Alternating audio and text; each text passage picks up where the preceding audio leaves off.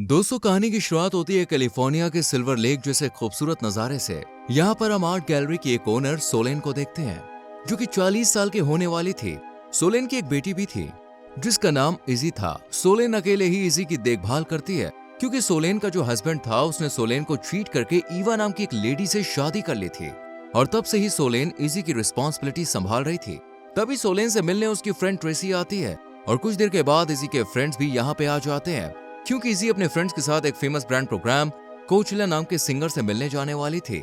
और इस प्रोग्राम के टिकट्स इजी के फादर डैनियल ने ही कराए थे, और डैनियल ही सब बच्चों को लेकर जाने वाला था। ट्रेसी सोलेन से उसकी 40th बर्थडे पार्टी के बारे में पूछती है। सोलेन कहती है कि इस बार कुछ खास प्लान नहीं है, लेकिन सोलेन दोस्तों के साथ कैंपिंग ट्रिप पर जाने का फैसला करती है। पर जाने से पहले वो इजी और उसके दोस्तों को डैनियल के घर छोड़ने जाती है। यहाँ सोलेन डैनियल और उसकी वाइफ इवा से मिलती है। भले ही सोलेन इनसे अच्छे से बात करती है, लेकिन अंदर से ये इन दोनों को बिल्कुल भी पसंद नहीं करती थी। डैनियल भी सोलेन को चिढ़ाता है, और सोलेन बच्चों को छोड़कर घर आ जाती है।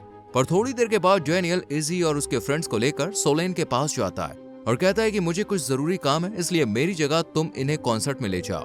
हालांकि सोनेल डैनियल की इस बात से बहुत गुस्सा होती है, लेकिन इजी की खुशी के लिए वो इन बच्चों को लेकर कॉन्सर्ट के लिए निकल जाती है। इजी अपने दोस्तों के साथ घूमने चली जाती है, और इधर सोलेन अकेले बैठी होती है। तभी इसे वॉशरूम जाना होता है। सोलेन वॉशरूम ढूंढती हुई गलती से एक ट्रेलर बाथरूम में चली जाती है। सोलेन को यह पता भी नहीं होता कि ये ट्रेलर ऑगस्ट मून बैंड का है, जिनका ये लोग कॉन्सर्ट देखने आए हैं।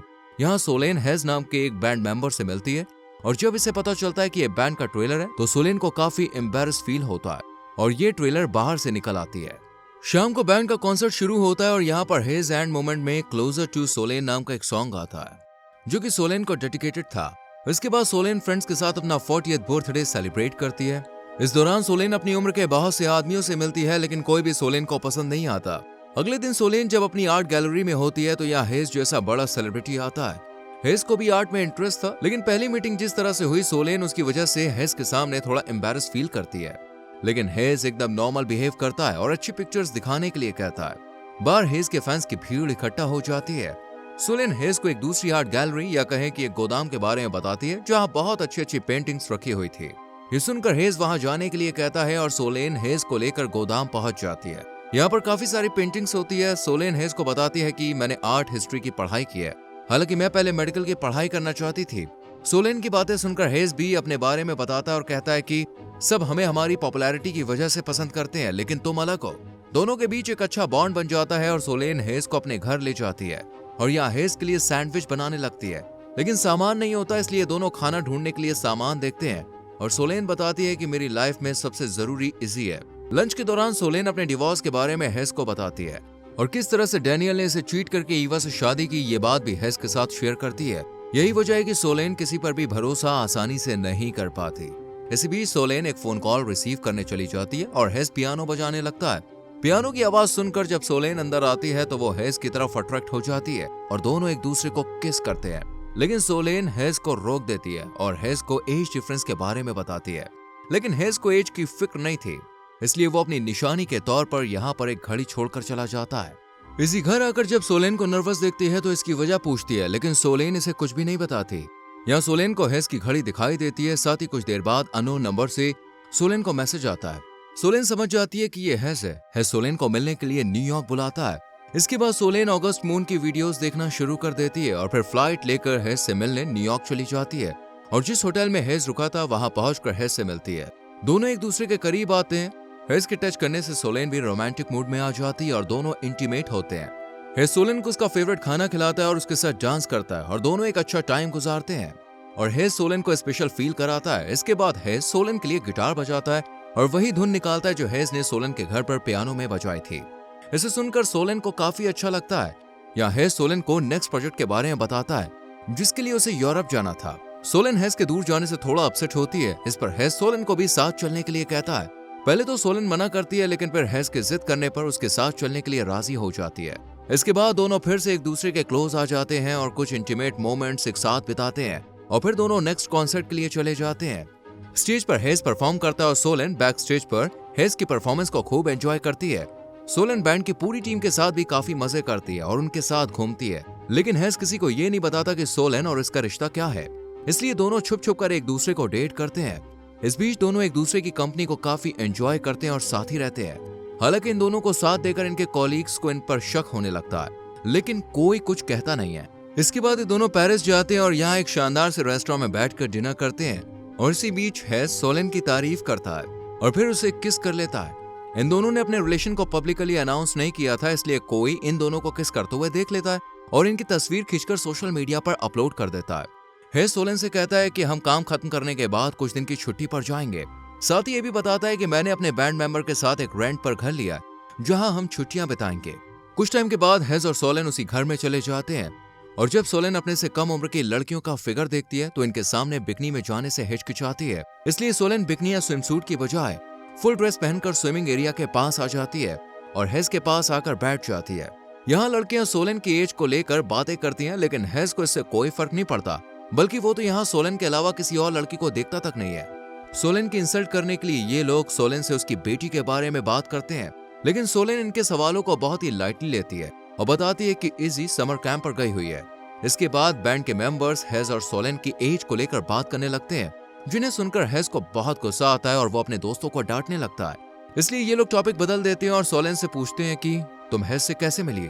इस पर सोलेन हेस से फर्स्ट मीटिंग के बारे में बताती है और साथ ही ये भी शेयर करती है कि हेस ने उसके लिए गाना भी गाया था। इस पर एक बैंड मेंबर कहता है कि वो सॉन्ग तो हमने पहले से ही एक एजेड वुमेन को डेडिकेट करने के लिए बनाया था। ये सुनकर सोलेन को काफी बुरा लगता है और गुस्से में वो यहाँ से चली जाती है। ये देखकर हेस भी सोलेन को मनाने के लिए रूम में उसके पीछे पीछे जाता है। यहाँ गुस्से में सोलेन हेस से कहती है कि तुम 20 की हो और मैं 40 की, हम दोनों में 20 साल का एज डिफरेंस है, हम दोनों एक दूसरे के साथ रिलेशनशिप में नहीं रह सकते। इसलिए सोलेन हेस से इस रिलेशनशिप को यहीं खत्म करने के लिए कहती है और अपना सारा सामान पैक करने लगती है।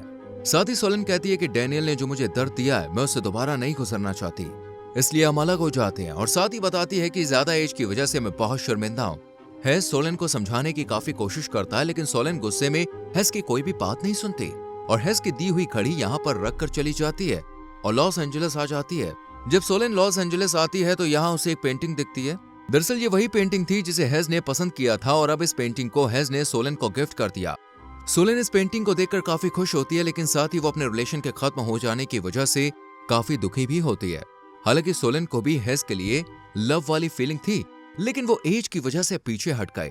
अगले दिन डैनियल सोलेन के पास आता है और उसे कहता है कि मेरे दोस्त ने तुम्हें अगस्त मून बैंड के एक मेंबर के साथ घूमते हुए देखा है। इस पर सोलेन कहती है कि वो सिर्फ मेरा क्लाइंट था। ईवा सोलेन को बताती है कि वो डैनियल को छोड़ने का प्लान बना रही है। शाम को सोलेन ट्रेसी से ट्रिप के बारे में बात करती है और जो हेस और सोलेन के बीच हुआ सब ट्रेसी को बता देती है। सोलेन कहती है कि मैं जानती हूँ कि सोसाइटी हमारे रिश्ते को किस नजरिए से देखेगी। अगली सुबह हेस सोलेन को मैसेज करके इंटरनेट से दूर रहने के लिए कहता है, क्योंकि मीडिया में हर कोई उनके बारे में बात कर रहा था। इन दोनों के पेरिस के जितने भी फोटोज थे वो किसी ने सोशल मीडिया पर अपलोड कर दिए थे। इसके बाद सोलेन के करीबी लोग सोलेन को मैसेज करके इसके बारे में पूछने लगते हैं और कैंप में भी सोलेन के फोटोज को लेकर उसे परेशान करते हैं। सोलेन इन सबसे बहुत परेशान हो जाती है और जब इजी से मिलने जाती है तो इजी सबसे अलग अकेली खड़ी होती है। इजी सोलेन पर बहुत गुस्सा थी, इसलिए सोलेन इजी को अकेले में ले जाकर उसे सब बताती है और अपनी बेटी से माफी मांगती है। इजी कहती है कि आपको मुझसे कुछ नहीं छुपाना था। सोलेन इजी को गले लगाकर उसे सॉरी कहती है। सोलेन कहती है कि लोग हमारे रिलेशन को इसलिए पसंद नहीं कर रहे क्योंकि मेरी हेस से ज्यादा उम्र है। हेस की मुझसे ज्यादा एज होती तो फिर लोगों को कोई प्रॉब्लम नहीं होती। सोलेन यहाँ लोगों की परवाह करना छोड़ देती है और अपने रिलेशन को आगे बढ़ाने का फैसला करती है। इसलिए सोलेन हेस से मिलने जाती है और अपने दिल की सारी बात बता देती है। सोलेन की बात सुनकर हेस इमोशनल हो जाता है और सोलेन को माफ करके उसे किस कर लेता है। सोलेन कहती है कि अब मुझे हमारे रिश्ते पर शर्मिंदा होने की कोई जरूरत नहीं है। इन दोनों के रिश्ते से इजी को भी कोई प्रॉब्लम नहीं होती। इसके बाद सोलेन और हेस पब्लिकली एक साथ घूमते हैं और तीनों एक साथ फैमिली की तरह एक ही घर में रहते हैं। सब कुछ ठीक चल रहा होता है, लेकिन हेटर्स इन तक पहुंच जाते हैं और डैनियल घर आकर अपनी बेटी को लेकर चला जाता है, क्योंकि इससे इजी की स्कूल लाइफ पर काफी बुरा असर पड़ रहा था। सोलेन हेट कमेंट्स पढ़ती है और हेस से मिलकर उसे दूर जाने के लिए कहती है। ये दोनों 5 साल तक एक दूसरे से अलग रहने का फैसला करते हैं ताकि इजी की स्कूलिंग अच्छे से कंप्लीट हो जाए। दोनों लास्ट टाइम किस करते हैं और हेस अपनी घड़ी सोलेन के पास छोड़ के चला जाता है। 5 साल के बाद इजी की स्कूलिंग कंप्लीट हो जाती है और वादे के मुताबिक हेस सोलेन की आर्ट गैलरी में आता है और दोनों एक दूसरे से फिर से मिलते हैं और कहानी यहाँ पर खत्म हो जाती है। दोस्तों, आपको ये मूवी एक्सप्लेनेशन कैसी लगी कमेंट सेक्शन में जरूर बताएं। वीडियो अच्छी लगी हो तो लाइक करें, शेयर करें और आने वाली वीडियोस को देखने के लिए चैनल को सब्सक्राइब करके बेल आइकॉन प्रेस करें, जिससे आने वाली वीडियोस आपसे मिस ना हो। मिलते हैं आपसे अगली वीडियो में। Till then bye bye, take care.